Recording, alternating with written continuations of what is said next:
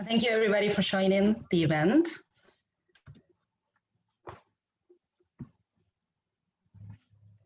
I'm going to introduce myself. Well, as Hannah said, I am Cecilia Nuñez. I am a Fulbright FLTA, and I am from Uruguay, which is this small pink country in the east coast of Latin America. And today I'm going to talk about carnival, which is pretty important in Uruguayan's culture, and it's also my favorite holiday. And I'm going to be conducting some polls. So I'm going to ask you to go to this website, swiftpolling.com, and enter this code. In Google, it will appear as this, Swift Real-Time Audience Polling.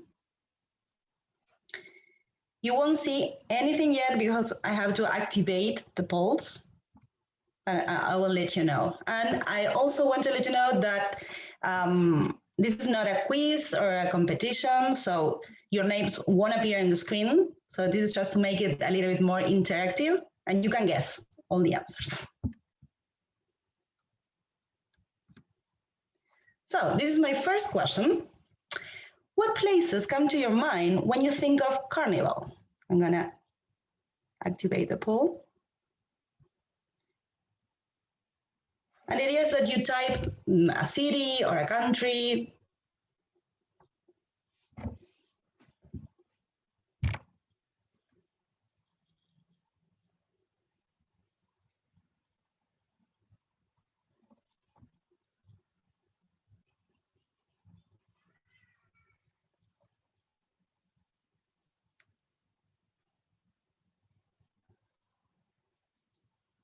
Okay.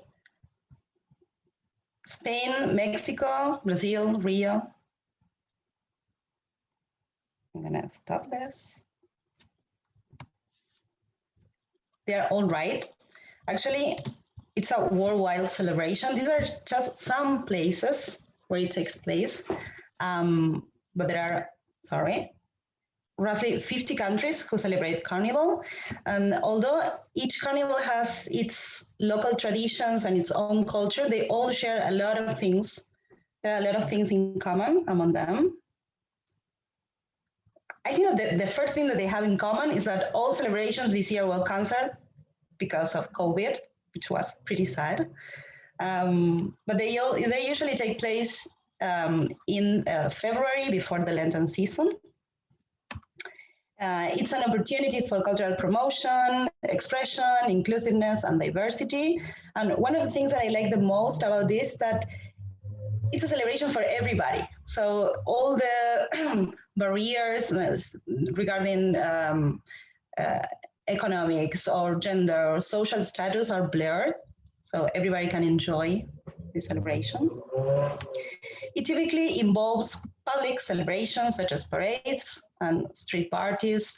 Usually all the streets are decorated with streamers, there are confetti, colors. People wear elaborate and colorful costumes and masks. And another thing that they all have in common is its origin. And this is my second question. Where do you think it is originally from?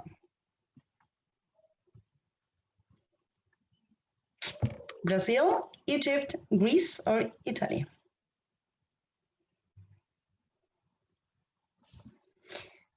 Okay. Brazil, Egypt, Brazil. Okay.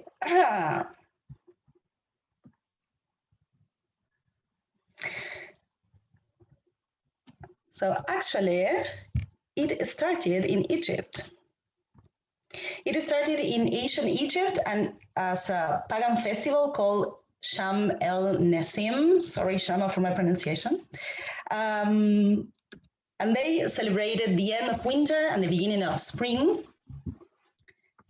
And since the Greeks conquered Egypt, they took this festivity, and then the Romans, who assimilated most of Greek culture, traditions, and festivals, they also adopted the celebration, but they gave it a Christian meaning. So they came up with the word carnivale.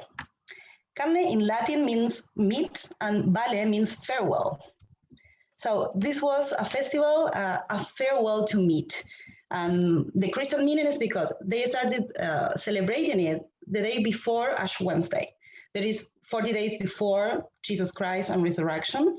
And a lot of people go on a fast, usually go on a fast during this Lenten season.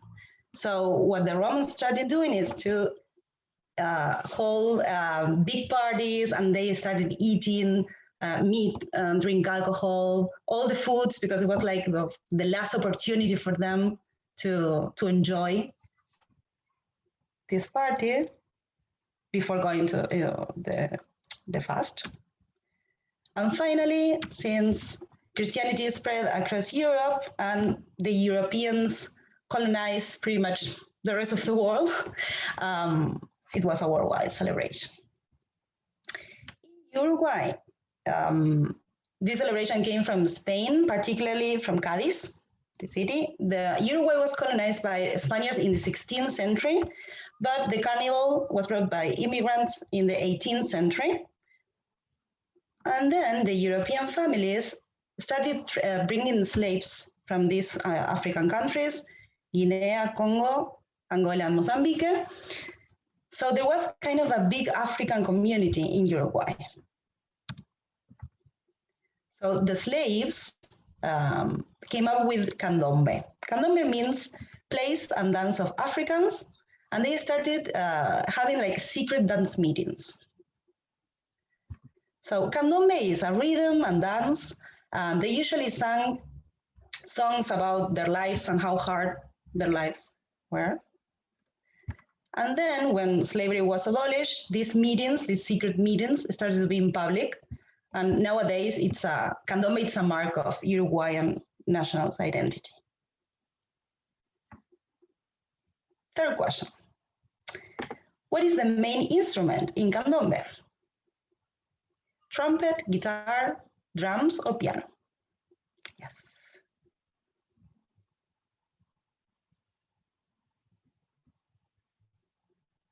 I have to stop it. Yes.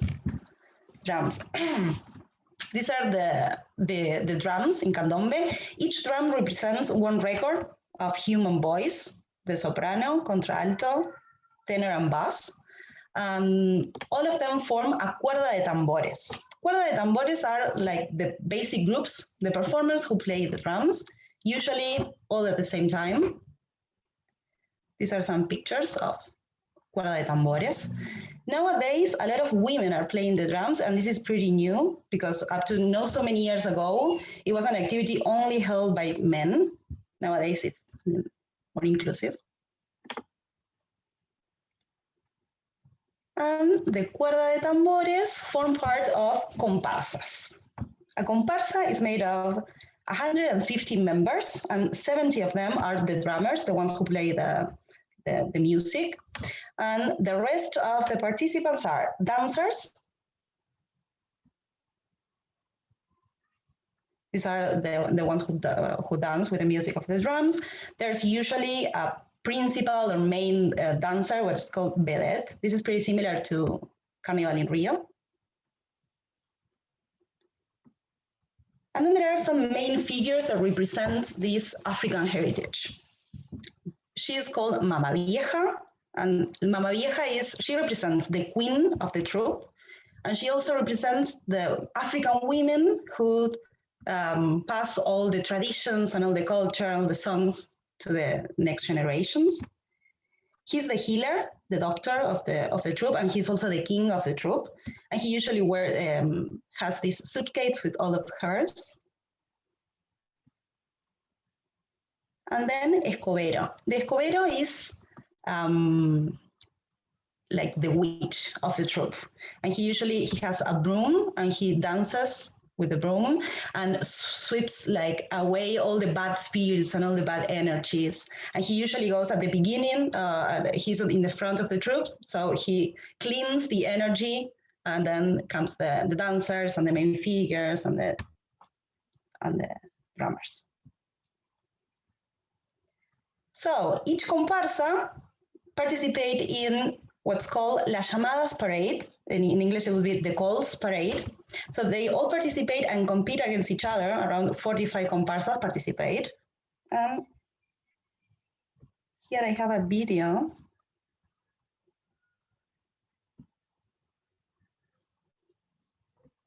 of one comparsa.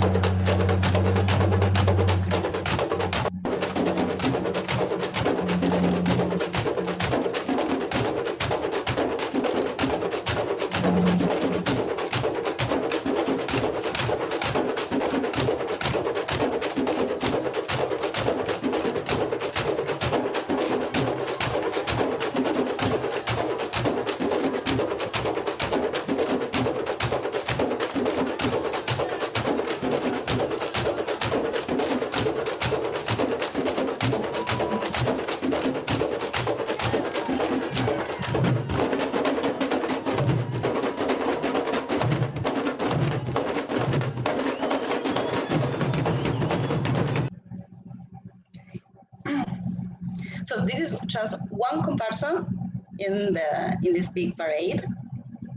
And Candombe is one part of Uruguay Carnival, Uruguayan's Carnival. There is another big aspect. Now. And my next question is, what makes the Uruguayan Carnival different from the others? It's the longest, the largest, or the most fun?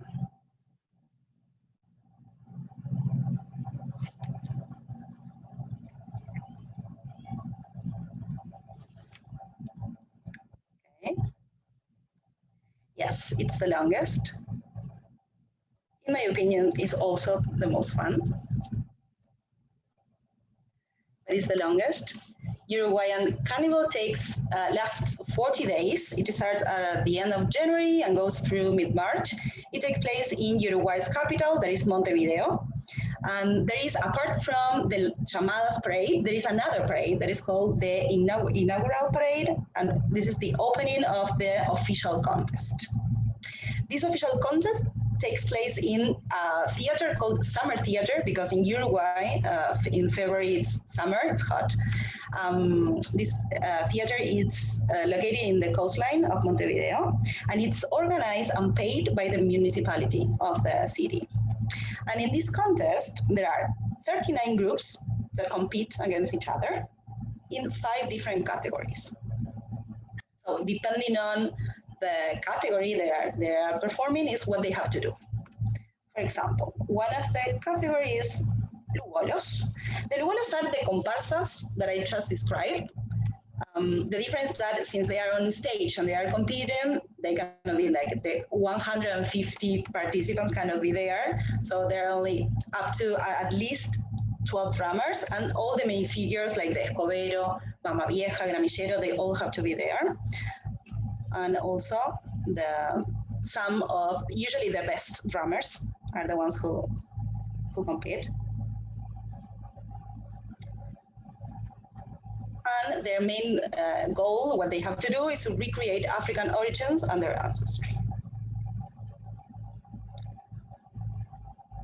Another category is parodistas. Parodistas, they are like the actors of the contest. They have to come up with 2 different parodies of something that everybody knows. For example, it can be the story of a book, of a movie. It can be also about an important person. And they also have to dance. They have to come up with different choreographies and they have to dance at the same time, which is pretty difficult. For example, this is from last year. One of the parody was about Pinocchio.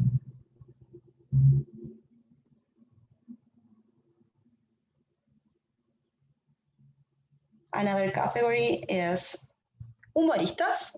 The humoristas are pretty similar to parodistas, but the difference is that they cannot base their performance on something that is new. They have to come up with all their scripts and they have to make people laugh, which in my opinion is the most difficult thing to do. So this is another picture.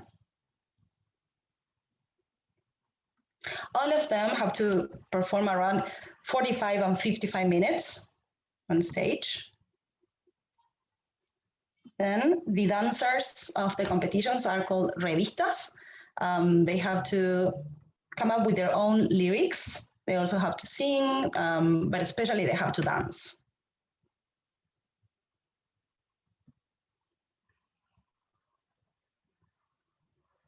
And finally, murgas.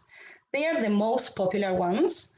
They are usually made of 13 singers. There is a main director, and at the back of the stage, there are 3 people who play the percussion, the cymbals, the bass, and the steel drums. The snare drums. And their main goal is to address what happened during the year. They can write whatever they want. They usually criticize a lot what's not been doing that great in terms of what the government did. Usually to give messages. They are like the voice of the Uruguayans, and everybody can participate. I mean, you can go. Usually rehearsal starts in November, and they then to be ready until the end of January to perform. And they all have to go through the same process. For example, these 39 groups have to perform twice in this theater, and the best 24 groups go to a third round that is called liguilla.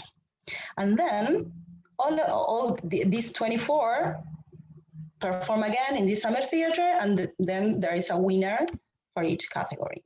And another thing is that here at the front of the theater, there are 5 judges.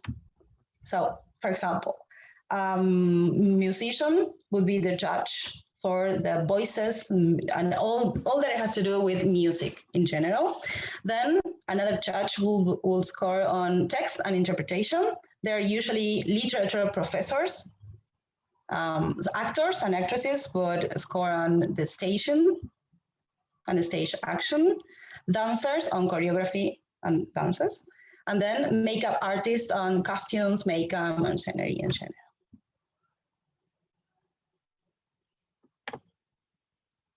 And this is a tablado. A tablado is a kind of summer theater, but the difference is that the judges are not here. So it's much more relaxed because the groups do a lot of improvisation because they are not being evaluated. So it's like more relaxed. There are 25 tablados in all Montevideo. 9 of them are private and 16 are popular. And if you go to the summer theater, you would see like the best costumes and the best makeup. If you go to a tablado, you will see like a more relaxed performance. And these tablados are like the 40 days of carnival. You can go to a tablado. It's like the main activity to do in February. You'll see like from 4 to 6 groups per night.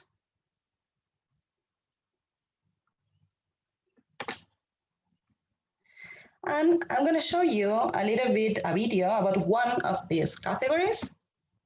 And the idea is that you tell me, you don't have to mark anything now. What category do you think that is shown in the video?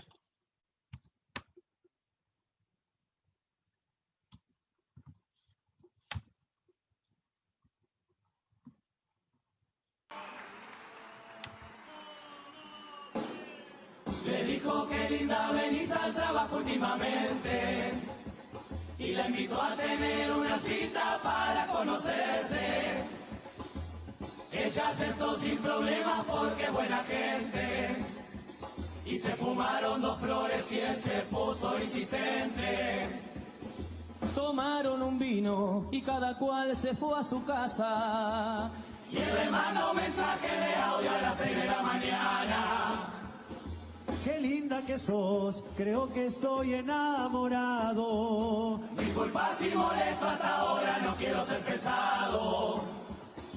Al otro día al trabajo llevó chocolate. Para que no vuelva sola a su casa, él la acompañó.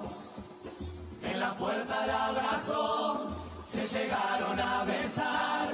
Prometieron ir de a poco, sus espacios respetar. Todo parecía amor, algo lindo entre los dos. Iban juntos a la par y se iban a cuidar. Una semana ya pasó y algo raro ella notó. Porque él empezó a cambiar y ella no aguantaba más. Le dijo, porque en tu Facebook no hay fotos conmigo. O por lo menos decir que tenés una relación. Sé que tus amigos del barrio están muertos contigo. Si los hombres son todos iguales, claro menos yo. Con ese vestido no podés salir a la calle. Usan pantalón de los míos aunque te sobre 3 talles. Cuando ella se duerme, él le revisa los mensajes. Decime quién es Roberto, y Roberto era su padre. Él se conoce al detalle todos sus horarios. Y a las amigas de toda la vida no las deja ver. Y un día cansada sola en la casa pensando, se dio cuenta que en vez de cuidarla la estaba acosando. Entonces ella lo dejó, pero él no lo aceptó. Cuando ella lo bloqueó y otro número llamó, no fue más a trabajar y se tuvo que mudar por un loco acosador que parecía encantador. Si no hay libertad, tampoco hay amor.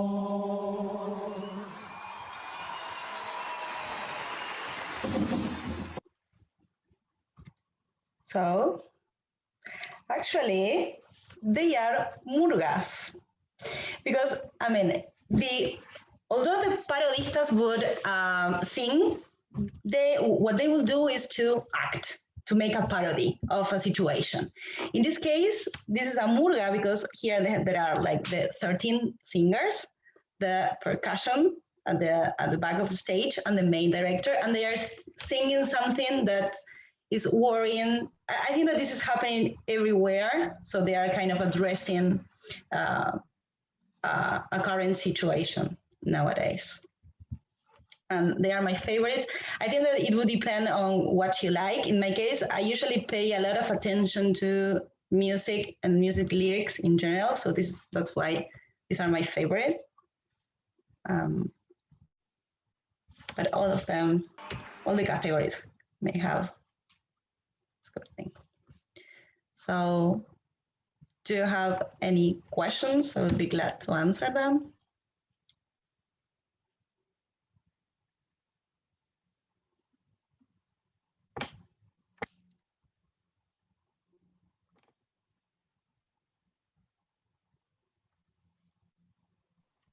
Which is your favorite of some of those events? So you may have mentioned it, but which one of those do you prefer to watch or to listen to? Murgas, and they usually play. A lot of Uruguayan bands have like this. They incorporate, for example, it is very common to have in rock bands the music of a murga at the back, and I really like them because I, as I said, I pay attention to lyrics. So whenever I listen to a murga, I feel like I can reflect on something that is happening in my country, and I can think about. And they also have like, I mean, this is 2 minutes from, they usually perform for 40 minutes. So this is just a small part. But there are the ones that I like the most. Yeah, I don't like humorists because they have a kind of humor that is not my style. They go with this type of jokes, which are like, I don't know, with rhymes and silly associations. A lot of people like them, but it's not my favorite. And parodistas, there have been some parodies about some situations in Uruguay. Like some of them, one of the parodies was about the Uruguayan dictatorship that was pretty strong. And then about Disney characters, or there was one about Frida Kahlo, which was pretty interesting. What they do, everybody knows.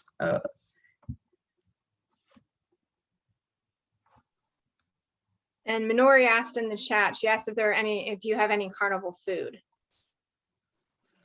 Well, we eat a lot of empanadas, which are kind of dumplings filled with either vegetables or meats or ham and cheese. But what people consume in these tablados or these summer theaters is mate. The mate, which is this popular Uruguayan drink. Shama laughs because she sees me every day drinking mate. It's a gourd with a tea, caffeine tea, with a metal straw, and we usually pour hot water in it, and we drink it everywhere, anytime.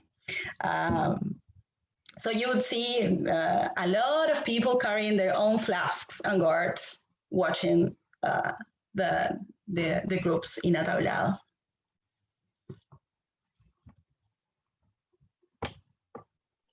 Are the actors and singers, are they professionals, or is that like all amateurs? Who are those people who do this?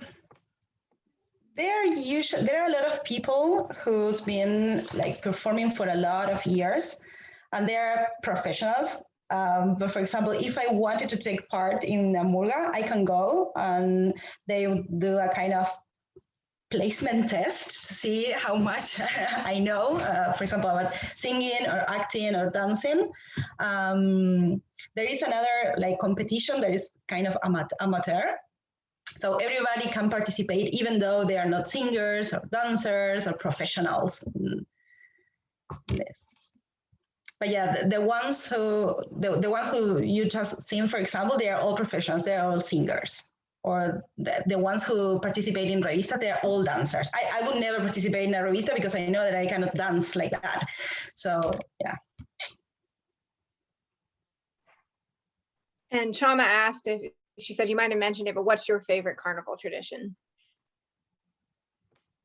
My favorite carnival tradition is going to the tablado every night.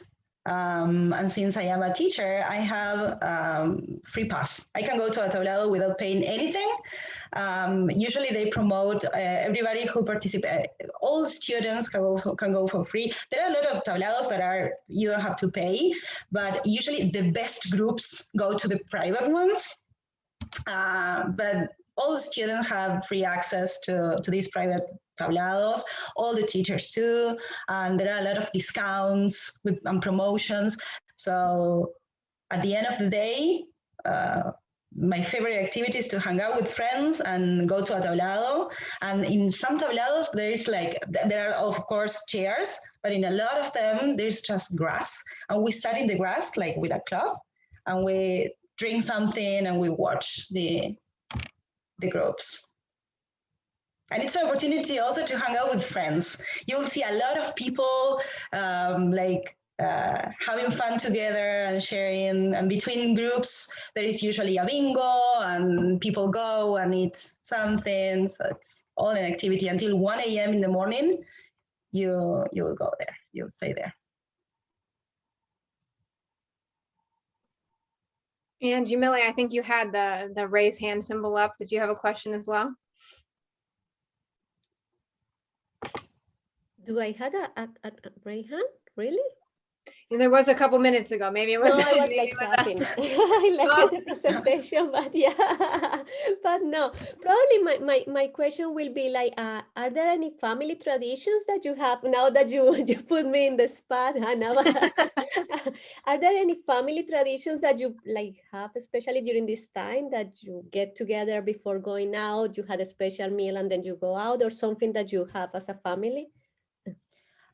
No, as a family, I remember that when I was a child, I was born in February. So my mother always tells me that I almost was born in a tablado.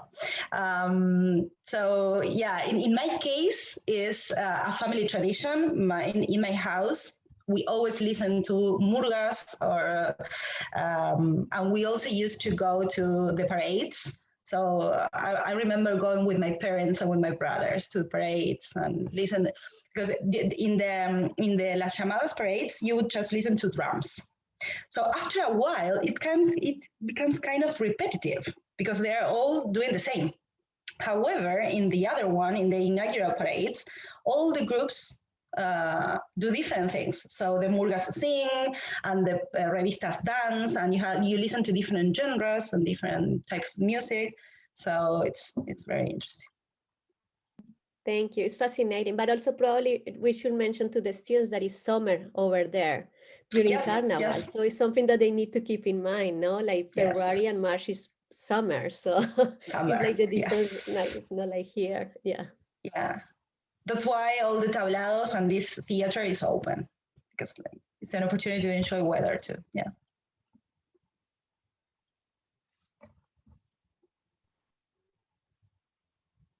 Any final questions? Anything else you'd like to know about not just the carnival traditions, but also life in Uruguay?